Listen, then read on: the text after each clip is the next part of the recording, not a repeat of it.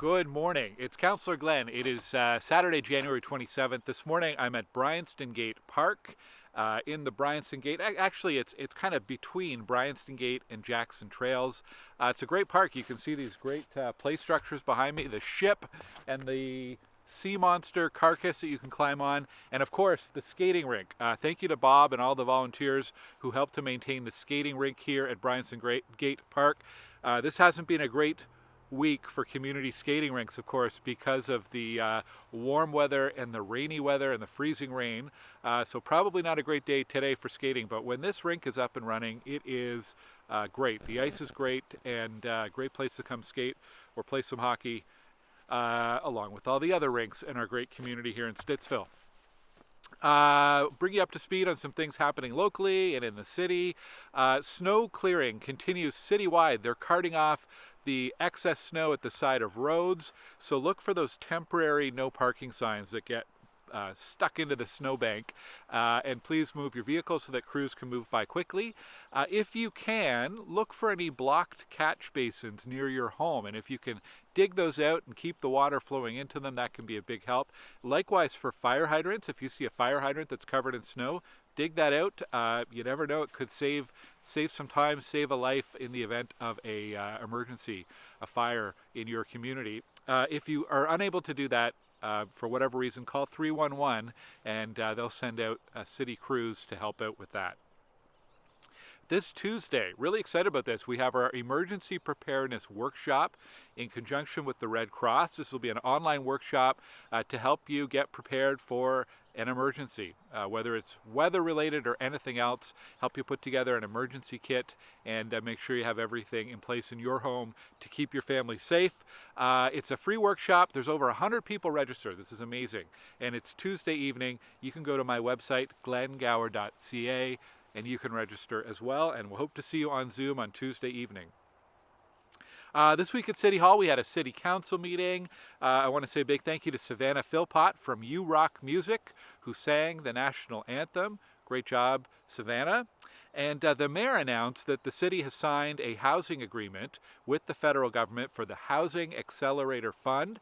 I think I've mentioned this before. It's a grant or a funding stream from the federal government to help support the construction of more affordable housing. We don't have the dollar amount yet. That's going to be announced in the coming days, but it'll be in the tens of millions of dollars. So it's a significant agreement and a really important agreement, as Ottawa does need to move faster, be able to have more money to construct more affordable housing as quickly as possible. Shifting to locally, if you're interested in the development proposal for 6310 Hazeldean Road, that's the 2 apartment buildings there across from the Farm Boy, we have a date for the information session. It's going to be February 20th on Zoom. Go to my website, glengower.ca, for more information about that. You can register online. I've also posted information about 37 Wildpine. In the last week or so, the city's had an update, a resubmission, and clarification of some of those plans there. I was glad to see that they've added some larger units, two bedrooms plus den, which makes it more suitable for families, which is good because it's a good location near a school, near a grocery store, retail, and other amenities. The other thing is the builders confirmed that at least 10% of the units will count as affordable thanks to the CMHC or as defined by the CMHC, so that's good too, confirming more affordable units there. Still some work to do, but I've summarized the changes and what's next on my website, so you can check that out. While you're on my website, we've got information there about frozen pipes and how to avoid them when the weather plummets well below zero. We've got information about the city's consultation on the anti-idling bylaw. This is to prevent people from running their car engine and spewing out greenhouse gases into the neighborhood.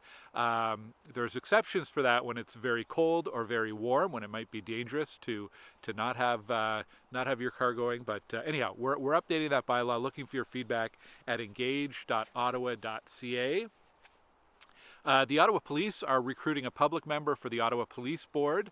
It's a lot of work. It's a very heavy file, but if you've got some background or expertise in law enforcement or the legal system and so on, this could be a good opportunity to really give back and make a difference in the community. You can find more information on my website and on the ottawapolice.ca website. And we're also recruiting for 2 more local committees. One is the Carp Landfill Public Liaison Committee. This is a group that does some oversight on the operations of the Carp landfill, and our Stittsville Diversity Committee as well. So if you're interested in either of those, send me an email and I can share some more information with you there.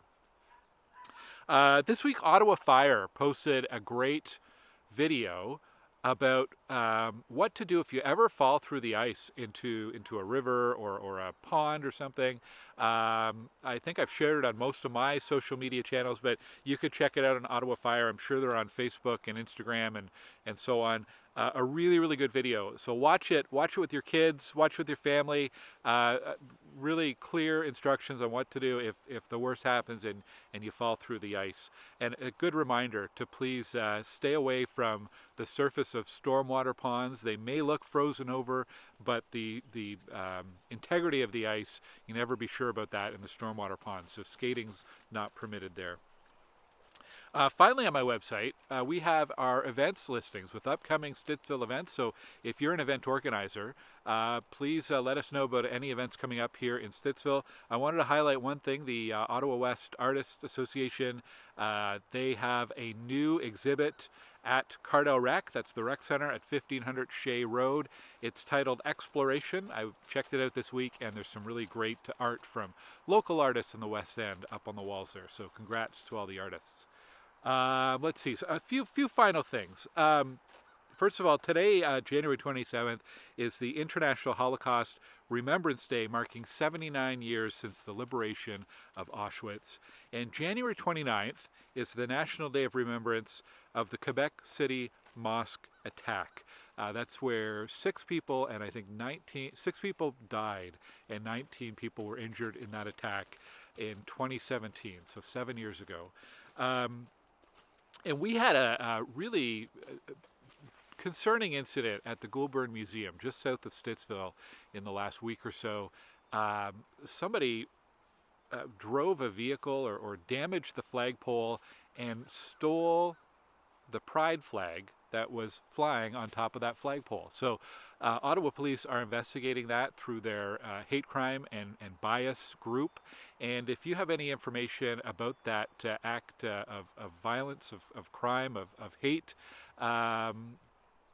please contact Ottawa Police. It's not something that we can tolerate or accept in our community. That kind of hate towards anyone in our community here in Stittsville. So there's more information about that on the Gonn Museum's Facebook page and Instagram page. And again, if you've got information, please contact Ottawa Police.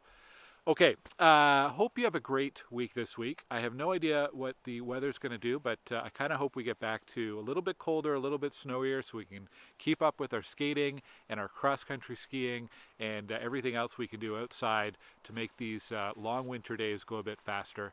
Thank you for watching. Thank you for listening, and I'll talk to you here next Saturday. Take care.